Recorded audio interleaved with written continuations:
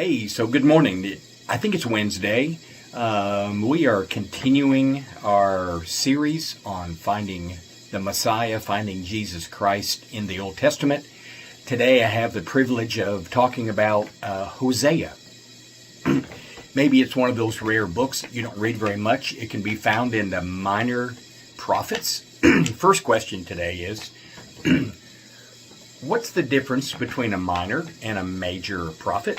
I'm not going to give you the answer. Hopefully you can look that up or already know, or you can maybe message me back and let me know what's going on. So let me start with a little bit of history of Hosea. Hosea was called a deathbed prophet of Israel because he was the last to prophesy before the northern kingdom fell to Assyria in about 722 BC. His ministry followed a golden age of northern kingdom with a peace and prosperity not seen since the days of Solomon. But, as we know, this leads to moral decay, and Israel forsook God to worship idols.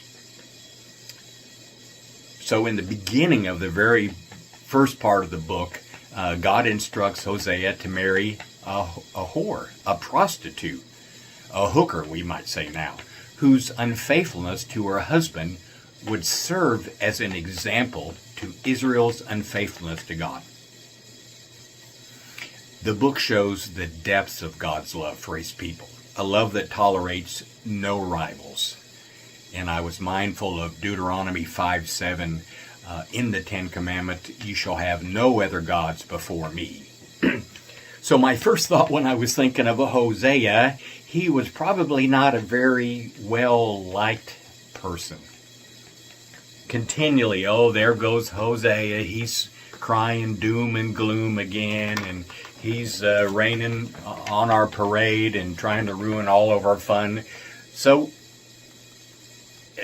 but what struck me is that Hosea was faithful with whatever God did, or whatever God asked him to say or read. He did. Amazing degree of faith for Hosea. So there's the history. So let's talk a little bit about the indictments that we see throughout the book of Hosea. And I'm going to read some extended passages, so if you've got your Bible, you might want to read along. I'm in Hosea. And so let's read a couple of things that God says, what he has against Israel. In chapter 4 we hear the word of the Lord, O children of Israel. For the Lord has controversy with the inhabitants of the land. There is no faithfulness or steadfast love, and no knowledge of God in the land. There is swearing, lying, murder, stealing, committing adultery. They break all bounds, and bloodshed follows bloodshed. My people, chapter 4 and verse 6, my people are destroyed for lack of knowledge, because they have rejected knowledge. I reject you from being a priest to me, and since you have forgotten the law of your God, I will also forget your children. The more they increased, the more they sinned against me. Chapter 7, verse 7. All of their kings have fallen away, and none of them calls upon me. Chapter 8, verse 14. For Israel has forgotten his Maker. Chapter 10, verse 3. For now they say, we have no king, for we do not fear the Lord. Chapter 10, verse 13. You have plowed iniquity. You have reaped injustice. You have eaten the fruit of lies. And that's just the blush of what God says against his chosen people, Israel. And you can get the sense in there that it's breaking or has broken God's heart. So number 2 is Israel's consequences or God's judgment. Again, let's read some.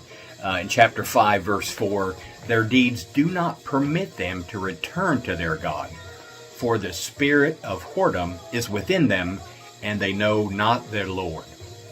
As I was thinking about that, I thought of the first chapter of Romans in that exchange of God for a lie. Kind of smacks right here as well, I would think. Chapter 2, verses 8, he who lavished on her silver and gold, which was used for Baal. So this is God lavishing silver and gold on Israel, and they used it for idol worship. Therefore, I will take back my grain in its time, and my wine in its season. And I will take away my wool and flax, which were to cover her nakedness. Now I will uncover her lewdness.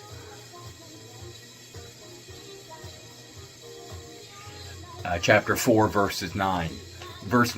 And I shall be like people, like priests. I will punish them for their ways, and repay them for their deeds. They shall eat, but not be satisfied. They shall play the whore, but not multiply, because they have forsaken the Lord, to cherish whoredom, wine, and new wine, which take away the understanding. My people inquire of a piece of wood. It's a joke, right? And their walking staff gives them oracles, for a spirit of whoredom has led them astray. They sacrifice on tops of mountains and burn offerings on the hills. Therefore your daughters will play the whore, and your brides commit adultery. I will not punish your daughters when they play the whore, nor your brides when they commit adultery. For the men themselves go aside with prostitutes and sacrifice, and a people without understanding, that shall come to ruin. And here's the but in the whole thing, right? And I put in big letters, but God shows mercy. Throughout the book, while detailing the sins of Israel, there is a continual flavor of an overarching of God's steadfast love and mercy. It's through the whole thing. Let's continue reading a few verses. Chapter 1, verse 7. But I will have mercy. In the very beginning, I will have mercy on the house of Judah, and I will save them by the Lord their God. And it says later, not by arms, not by weapons, not by strength, right? Chapter 2, verses 16. And in that day, declares the Lord, I will cause my husband, and I will no longer call him my Baal. For I will remove the name of the Baals from her mouth, and they shall be remembered no more. And I will make for them, a covenant on that day with beasts of the sea, of the field, birds of the heaven, and the creeping things on the ground. And I will abolish the bow, the sword, and war from the land. And I will make you lie down in safety, and I will betroth you to me forever. I will betroth you to me in righteousness and justice, in steadfast love and mercy. I will betroth you to me in faithfulness, and you shall know the Lord.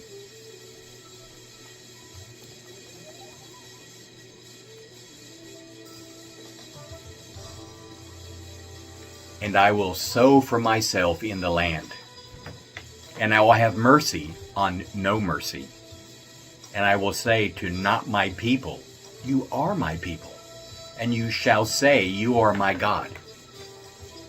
Chapter 6, verses 1 through 6. And in that day, declares the Lord, you will call me husband, and no longer you will call me my Baal. And I will betroth you to me forever. Chapter 11, verse 9. I just duplicated that if you saw that, for effect, right? 11, verse 9. My heart recoils within me. My compassion grows warm and tender. I will not execute my burning anger. I will not again destroy Ephraim. For I am God. I am not a man, the Holy One in your midst, and I will not come in wrath. chapter 3, verses 5. Afterward, the children of Israel shall return and seek their Lord their God. So let me wrap up with observations and some final thoughts. If you get a chance this week, maybe read Hosea. It had been a while that I thought about Gomer and Jezreel, which means God sows. The second child, as we've seen in here, her name, the daughter, meant no mercy. So let's read some final thoughts and verses that I loved out of this. Chapter 11, verses 12. Sow for yourself righteousness. Reap steadfast love. Break up your fallow ground. For it is the time to seek the Lord, that he may come and rain righteousness upon you. I talked to several people during this whole last 3 or 4 months with everything that's going on. And I've told numerous people that the thing that I get the most from quarantine and protests and Black Lives Matter is a longing and a thirst for heaven. God is the initiator in both punishment and mercy. Chapter 1, verse 6. For I will have mercy on the house of Israel to forgive them at all. But I will have mercy on the house of Judah, and I will save them by their Lord their God. Not by their own strength. Shame is a recurring theme in the book, in that Israel was ashamed of their sin, or that they would be put to shame. Let that sit on you a little bit, the weight. We've all felt it, unfortunately. For sure when we're kids and we're caught doing something and we got to fess up or own up to doing something stupid. But I think there's a bigger shame. They felt shame in chapter 4, verse 19 because of their sacrifices, because of their turning away to idols. Chapter 9, verse 10 says, But they came to Baal and consecrated themselves to the thing of shame, and became detestable like the thing they loved. Jot down, if you would, Psalm 25. Look at that later after you listen to this. One of my favorite verses about shamed and being ashamed and unashamed and all that. Psalm 25, verse 3 says, Indeed, none who wait for you shall be put to shame. They shall be ashamed who are wantonly treacherous. I wrote down that God has, throughout all the Bible, been zealous for his name above all else. God has, throughout all the Bible, been zealous for his name above all else. He has made an eternal covenant with Israel and is saving a remnant for himself. And we Gentiles, because of Israel's rebellion, have been grafted into the holy root. All that comes from our discussion in Romans 11. So if you want to check that out, then there's another verse. All of the prophecies written in the book of Hosea were fulfilled. 700 years before Christ, they were fulfilled.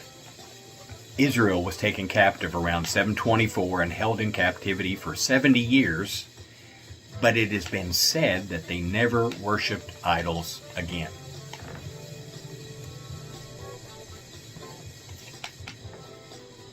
Whoever is wise, let him understand these things. Whoever is discerning, let him know them. For the ways of the Lord are right, and the upright walk in them, but the transgressors stumble in them. The next thing I wrote down is the Father of the Israelites and our God is knowable. There is true knowledge, wisdom, and truth, and it was and continues to be found only, without exception, only in Christ. He is the fulfillment of God's love and mercy, as we've seen in the book of Hosea. What the Jews looked for, friends, we have witnessed. We're on the other side of Christ, of the Messiah, of God's mercy. We should embrace that and rejoice in that, knowing that He is all-powerful. He controls history. He controls punishment and mercy. And may I just trust Him in that today. Thanks for listening. Hopefully you were encouraged by this, and hopefully you dig into Hosea and let me know what you find. Thanks.